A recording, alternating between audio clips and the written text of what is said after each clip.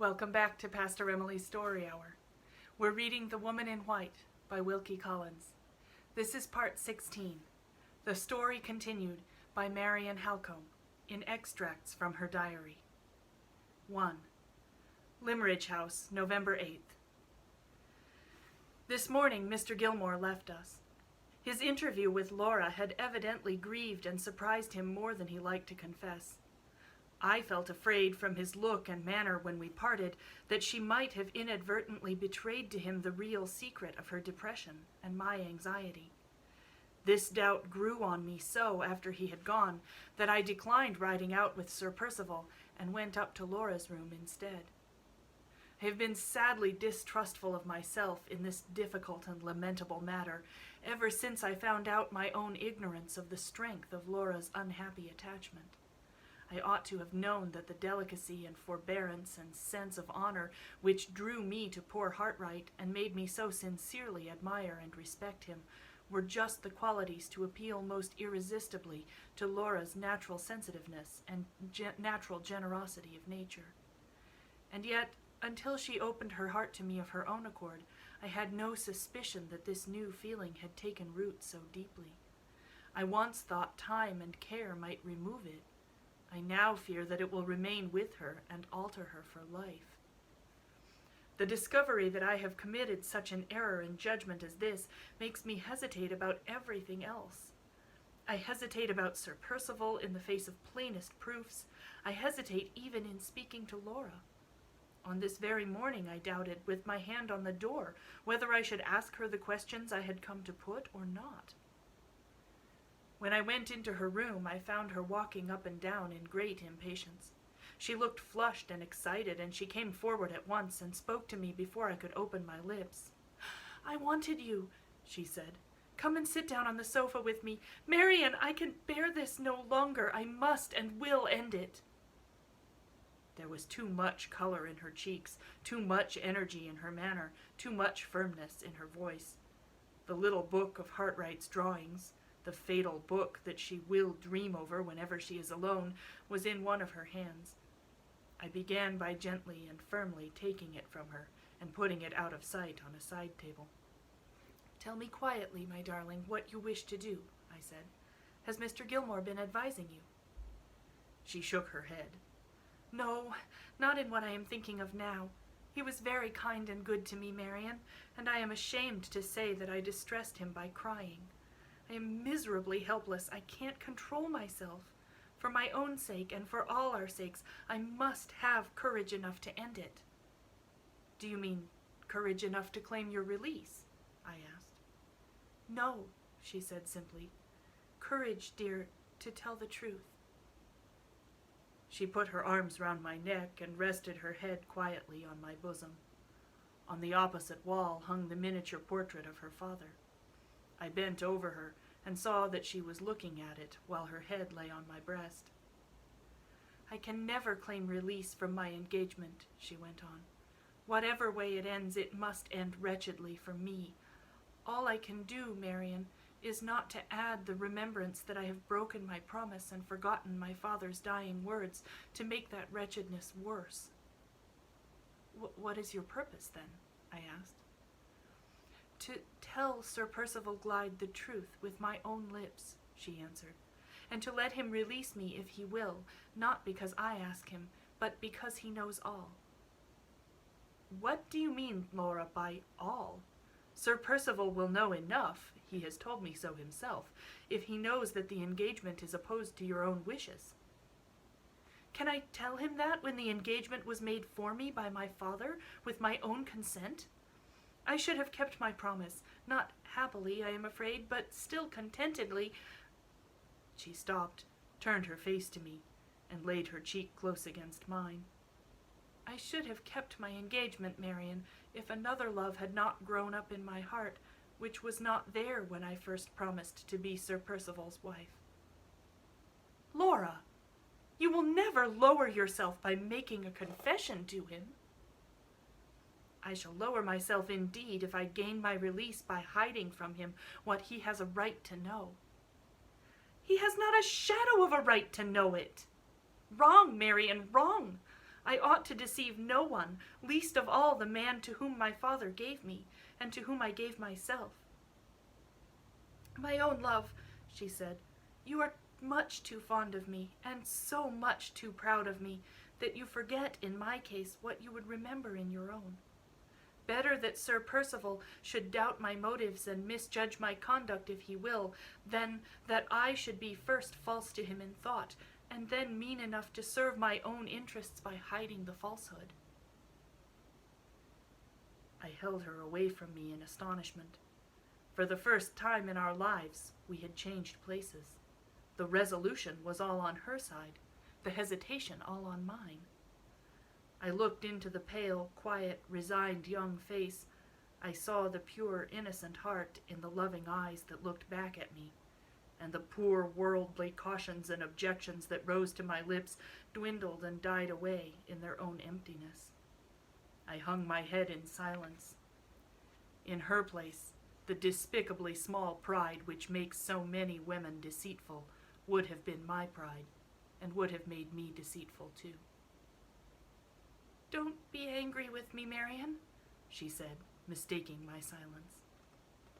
I only answered by drawing her close to me again.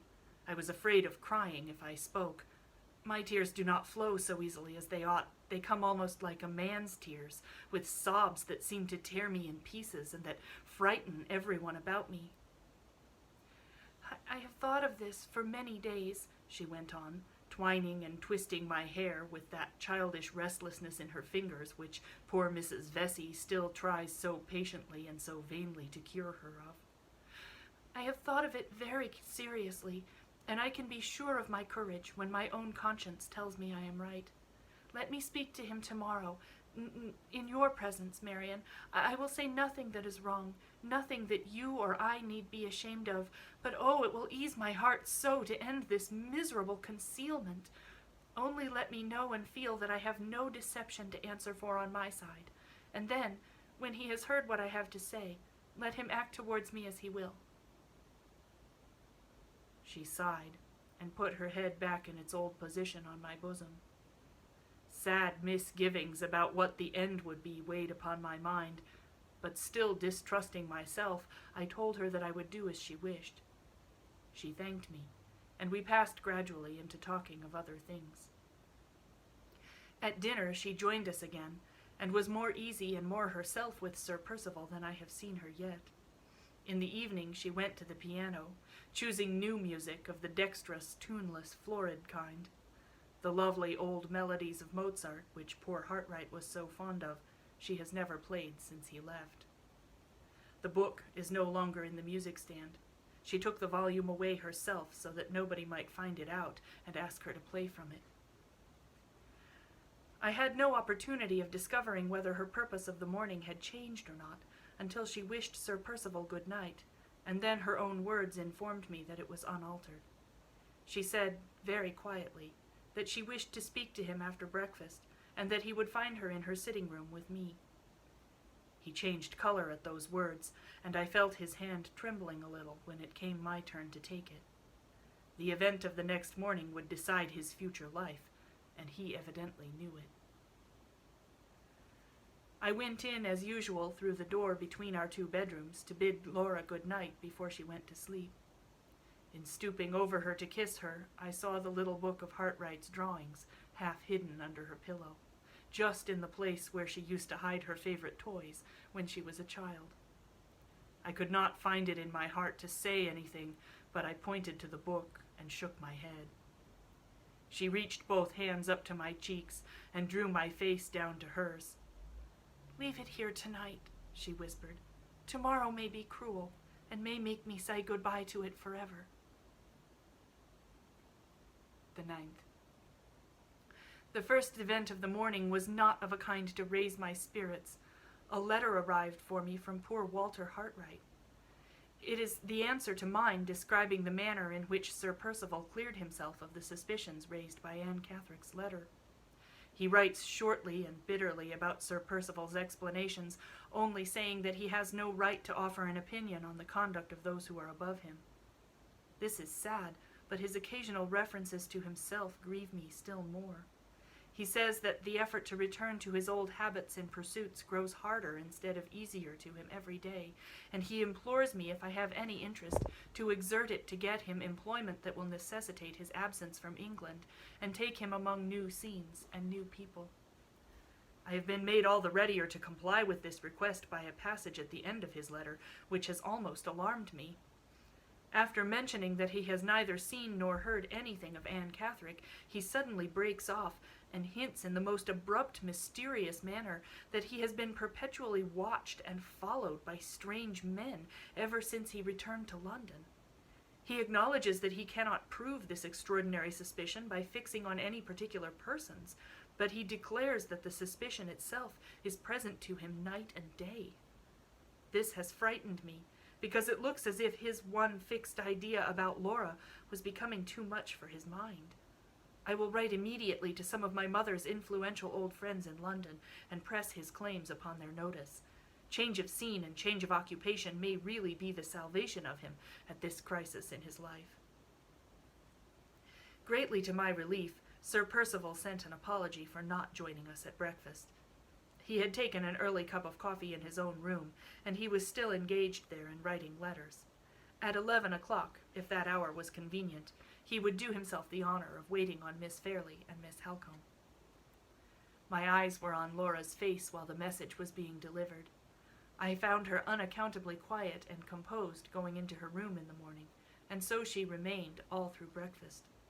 Even when we were sitting together on the sofa in her room waiting for Sir Percival, she still preserved her self-control. "Don't be afraid of me, Marian," was all she said. "I may forget myself with an old friend like Mr. Gilmore, or with a dear sister like you, but I will not forget myself with Sir Percival Glyde."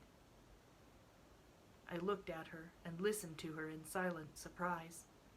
Through all the years of our close intimacy, this passive force in her character had been hidden from me, hidden even from herself, till love found it, and suffering called it forth.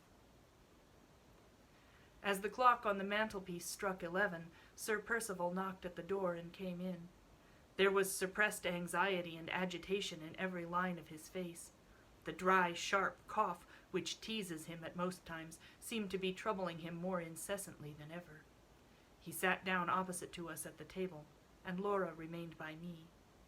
I looked attentively at them both, and he was the palest of the two.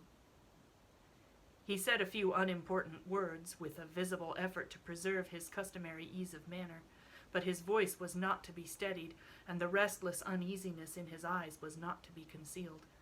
He must have felt this himself, for he stopped in the middle of a sentence, and gave up even the attempt to hide his embarrassment any longer. There was just one moment of dead silence before Laura addressed him. "I wish to speak to you, Sir Percival," she said, "on a subject that is very important to us both. My sister is here because her presence helps me and gives me confidence. She has not suggested one word of what I am going to say. I speak from my own thoughts, not hers.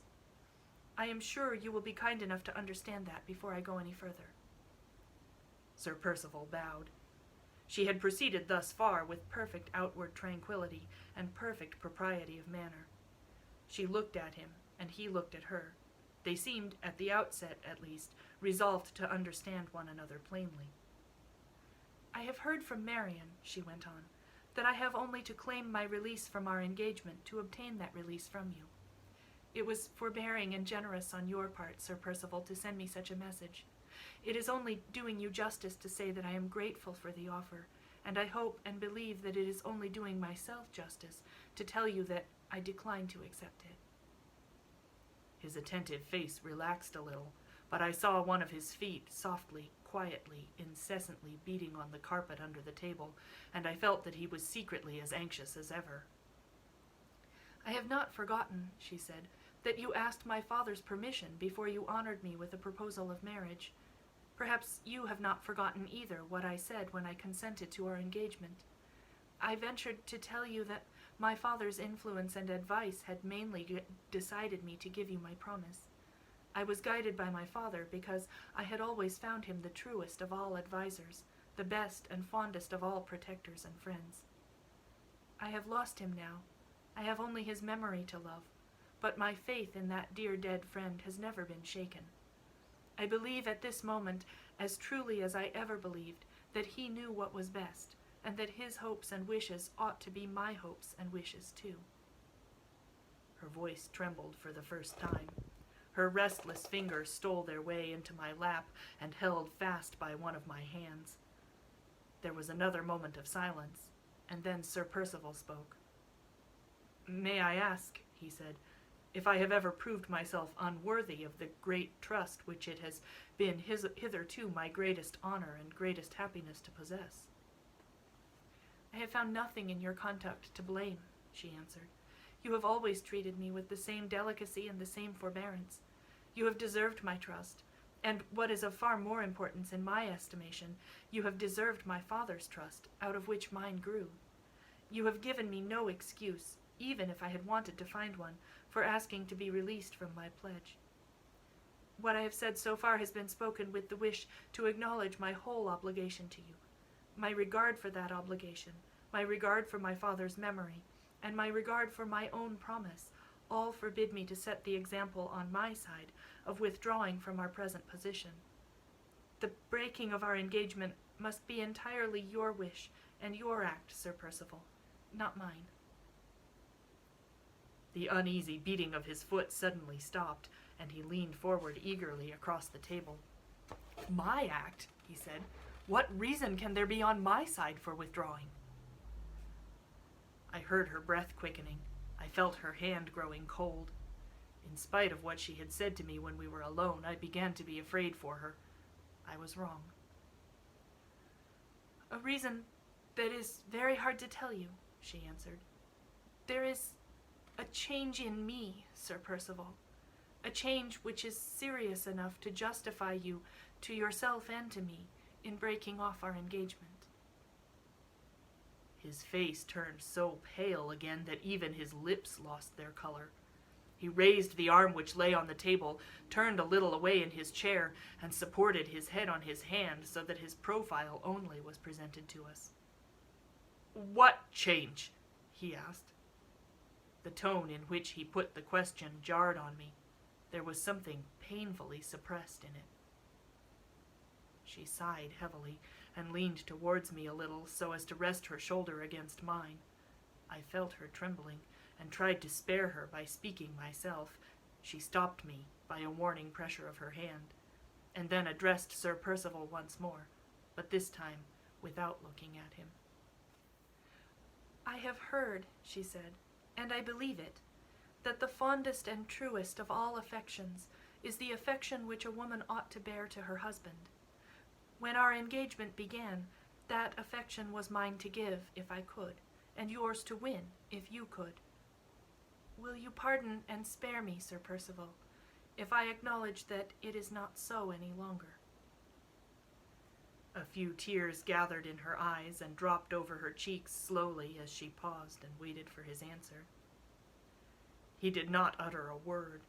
At the beginning of her reply, he had moved the hand on which his head rested so that it hid his face.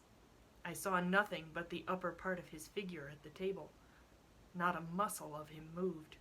The fingers of the hand which supported his head were dented deep in his hair. They might have expressed hidden anger or hidden grief. It was hard to say which. There was no significant trembling in them. There was nothing, absolutely nothing, to tell the secret of his thoughts at that moment, the moment which was the crisis of his life and the crisis of hers. I was determined to make him declare himself for Laura's sake. "Sir Percival," I interposed sharply, "have you nothing to say when my sister has said so much? More, in my opinion," I added, my unlucky temper getting the better of me, "than any man alive in your position has a right to hear from her." That last rash sentence opened a way for him by which to escape me if he chose, and he instantly took advantage of it. "Pardon me, Miss Halcombe," he said, still keeping his hand over his face. "Pardon me if I remind you that I have claimed no such right." The few plain words which would have brought him back to the point from which he had wandered were just on my lips, when Laura checked me by speaking again. I hope I have not made my painful acknowledgment in vain, she continued. I hope it has secured me your entire confidence in what I have still to say. Pray be assured of it. He made that brief reply warmly, dropping his hand on the table while he spoke and turning towards us again. Whatever outward change had passed over him was gone now. His face was eager and expectant. It expressed nothing but the most intense anxiety to hear her next words. I wish you to understand that I have not spoken from any selfish motive, she said. If you leave me, Sir Percival, after what you have just heard, you do not leave me to marry another man. You only allow me to remain a single woman for the rest of my life. My fault towards you has begun and ended in my own thoughts. It can never go any further. No word has passed. She hesitated, in doubt about the expression she should use next, hesitated in a momentary confusion which was very sad and painful to see. No word has passed, she patiently and resolutely resumed, between myself and the person to whom I am now referring, for the first and last time in your presence, of my feelings towards him, or of his feelings towards me. No word can ever pass. Neither he nor I are likely in this world to meet again.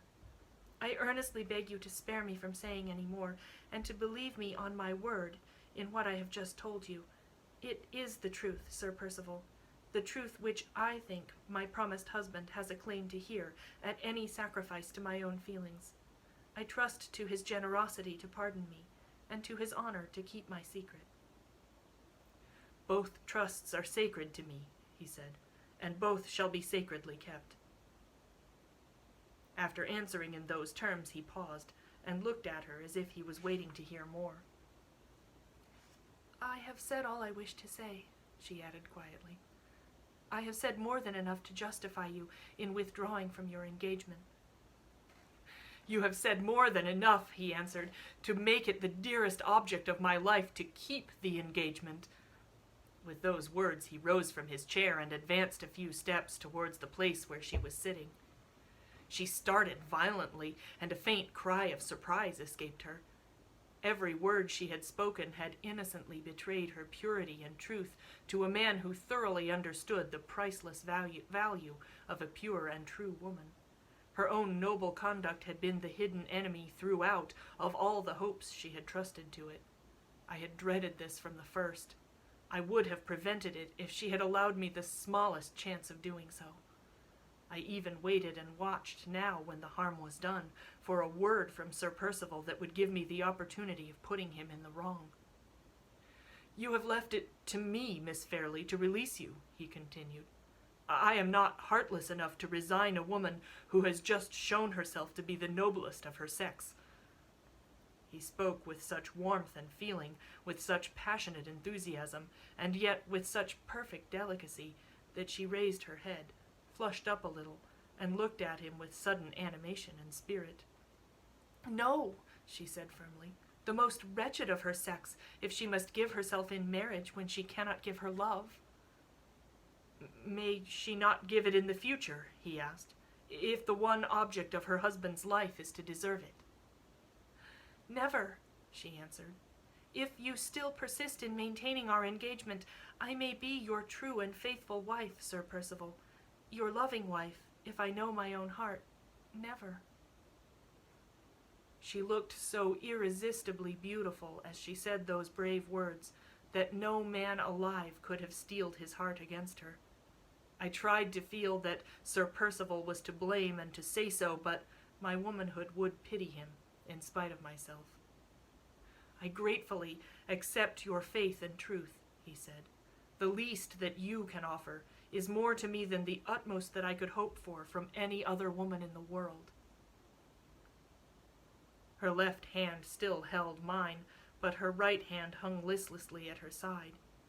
He raised it gently to his lips, touched it with them rather than kissed it, bowed to me, and then, with perfect delicacy and discretion, silently quitted the room. She neither moved nor said a word when he was gone.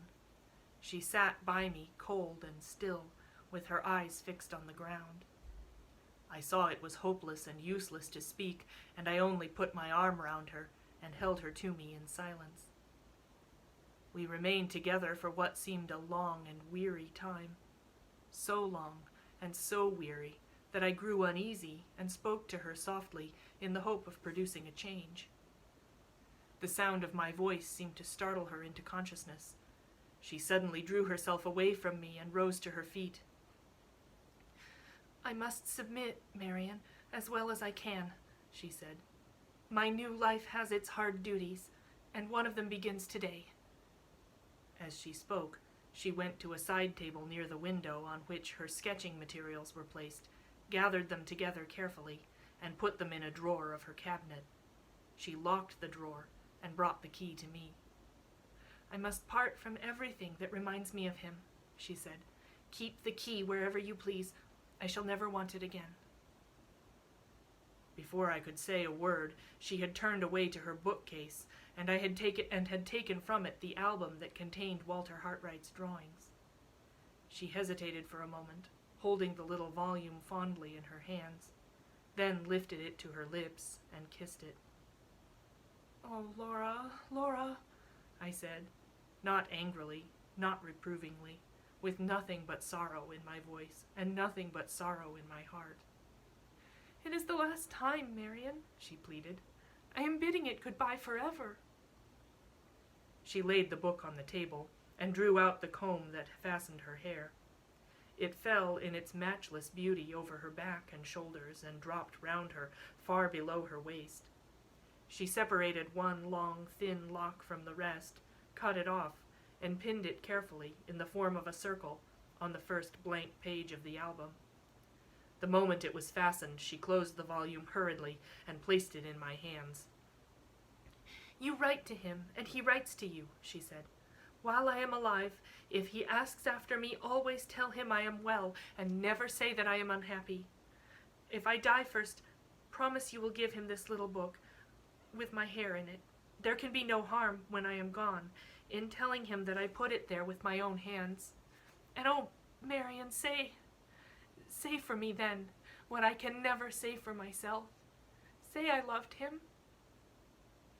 She flung her arms round my neck and whispered the last words in my ear with a passionate delight in uttering them, which it almost broke my heart to hear. All the long restraint she had imposed on herself gave way in that last outburst of tenderness. She broke from me with hysterical vehemence and threw herself on the sofa in a paroxysm of sobs and tears that shook her from head to foot. I tried vainly to soothe her and reason with her. She was past being soothed and past being reasoned with. It was the sad, sudden end for us two of this memorable day. When the fit had worn itself out, she was too exhausted to speak. She slumbered towards the afternoon, and I put away the book of drawings so that she might not see it when she woke. My face was calm, whatever my heart might be, when she opened her eyes again and looked at me. We said no more to each other about the distressing interview of the morning. Sir Percival's name was not mentioned. Walter Hartright was not alluded to again by either of us for the remainder of the day. Come back tomorrow for the next installment.